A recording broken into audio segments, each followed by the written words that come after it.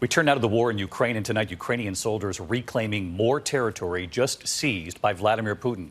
In the south and in the northeast, reclaiming that territory that Putin annexed just days ago, raising the Ukrainian flag once again. Here's our chief foreign correspondent, Ian Pannell, from inside Ukraine again tonight. Tonight, more stunning breakthroughs on the battlefield by Ukrainian forces.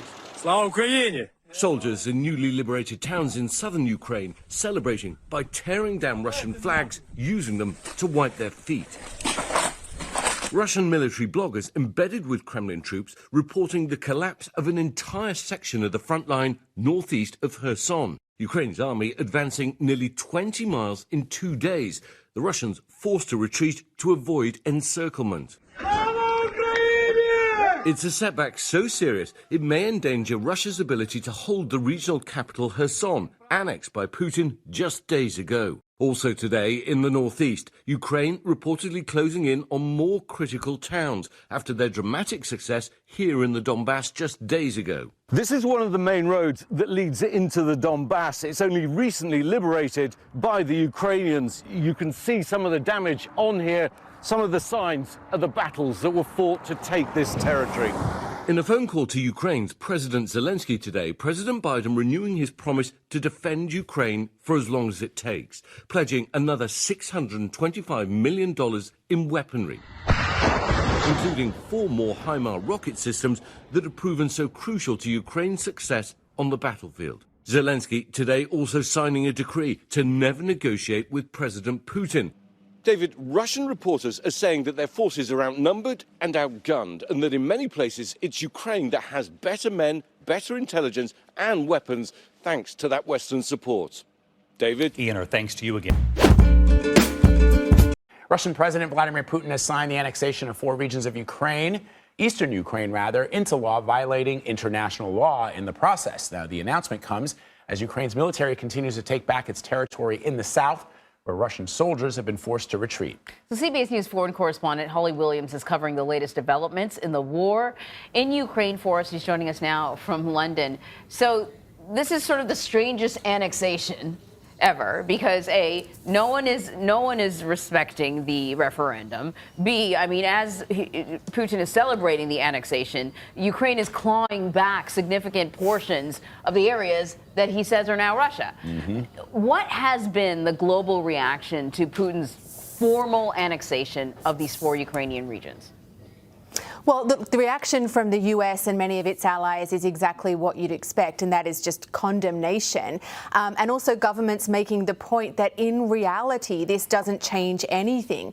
Those 4 regions, as far as they're concerned, as far as international law is concerned, are still part of Ukraine, whatever Vladimir Putin says. And the US has gone even further than that. On Sunday, Jake Sullivan, the National Security Advisor, vowed that there would be, quote, severe costs for anyone, presumably including governments, that recognize those regions as part of Russia. So the US making it clear that this is an issue of extremely high importance.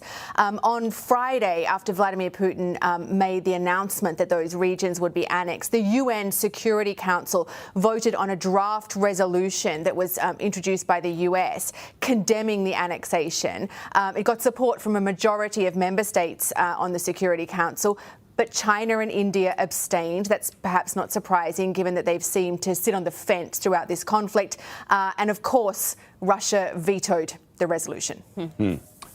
So there's rare video, Holly, I'm sure you're aware, that appears to show Russia moving equipment belonging to a nuclear weapons unit. What are officials saying about the validity of this video?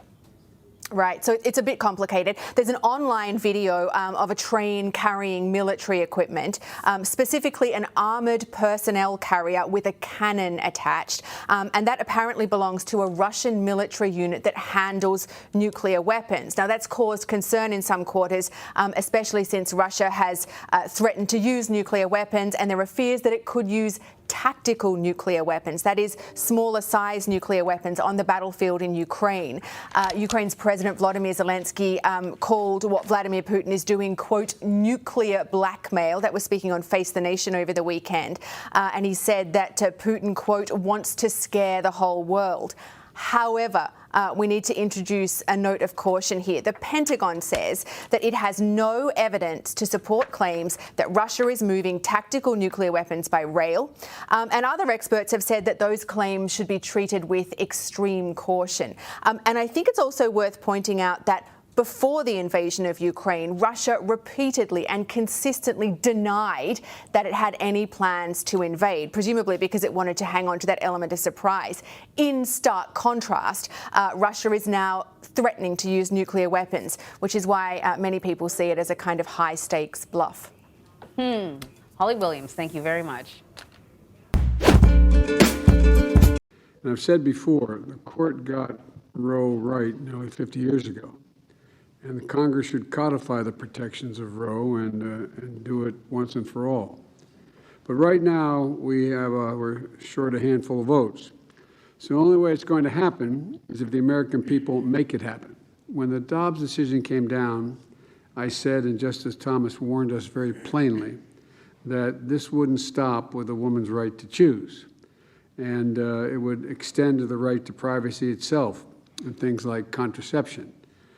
And so it was no surprise that we're seeing extremist laws pop up around the country that are having a ripple effect far beyond the health rights of a pregnant woman. What century are we in? I mean, what are we doing? I respect everyone's view on this, personal decisions they make, but my Lord, we're talking about contraception here. It shouldn't be that controversial. But this is what it looks like when you start to take away the right of privacy.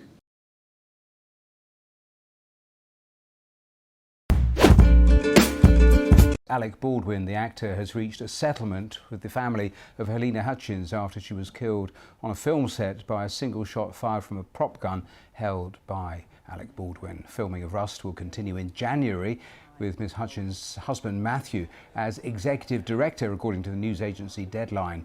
A lawsuit filed against Mr. Baldwin, producers and others allege several violations of industry standards. Let's cross now to Washington, speak to our correspondent Emma Vardy, who is across these developments. Emma, just tell us more, because this news only breaking in the last little while.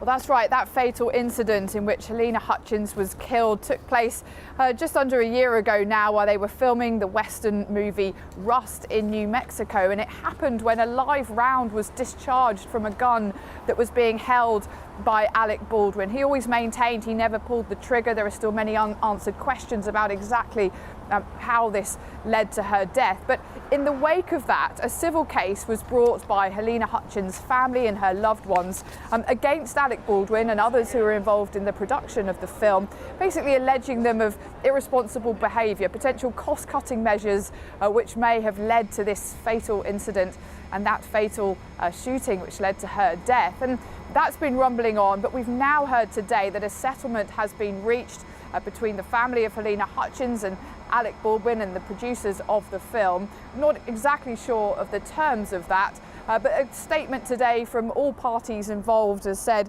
that settlement's been reached subject to court approval for the wrongful death against the producers of Rust, including Alec Baldwin. And as part of that settlement, that case will be dismissed.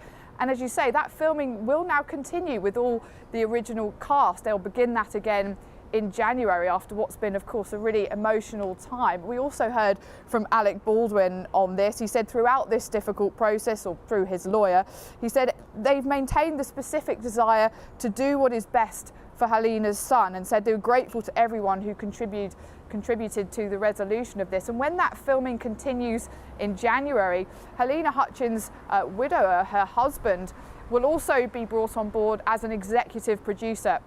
And something he said too was pretty key today. He said, "I have no interest in engaging in recriminations or attribution of blame." He said, "All of us believe that Helena's death was a tragic accident."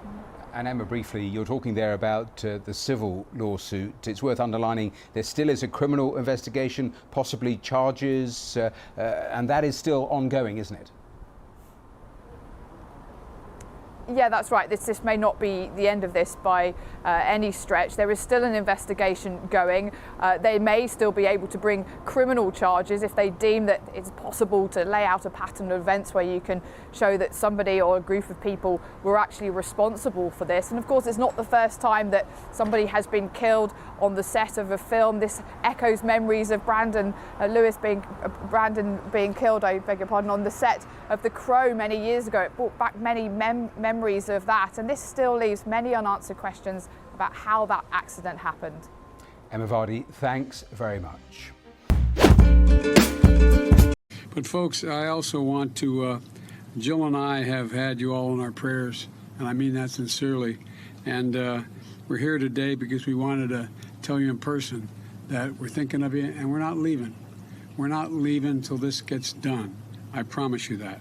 You know, when you walk around here, what's left of Fisherman's Wharf, and you don't have to have much of an imagination to understand that everything is historic, titanic, and unimaginable storm just ripped it to pieces. You got to start from scratch. Got to move again. And it's going to take a lot of time, not weeks or months. It's going to take years for everything to get squared away in the state of Florida, to fully recover and rebuild. We're here today with Governor DeSantis and Senator Rubio and Senator Scott and Congressman Donald. You know, today we have one job, and only one job, and that's to make sure the people of Florida get everything that they need to fully, thoroughly recover. We're one of the few nations in the world that, on a basis of a crisis we face, we're the only nation that comes out of it better than we went into it. And that's what we're going to do this time around. Come out of it better, because this is the United States of America, and I emphasize united. We've seen extraordinary cooperation at every level of government, as the governor has said, and the cooperation began before the storm hit. Number one priority was saving lives. At the request of the governor, I signed an emergency declaration. Let's see if this thing works. Is this one working? I signed an emergency declaration that prepositioned federal assets, including food and water and generators, not only in Florida but in other states, so be ready if the worst happened, and it happened. We also prepositioned the largest number of search and rescue teams ever assembled in the United States. Ever assembled in the United States. And FEMA, the Pentagon, the Coast Guard, other agencies, so we can be ready to respond immediately, working with state and local officials.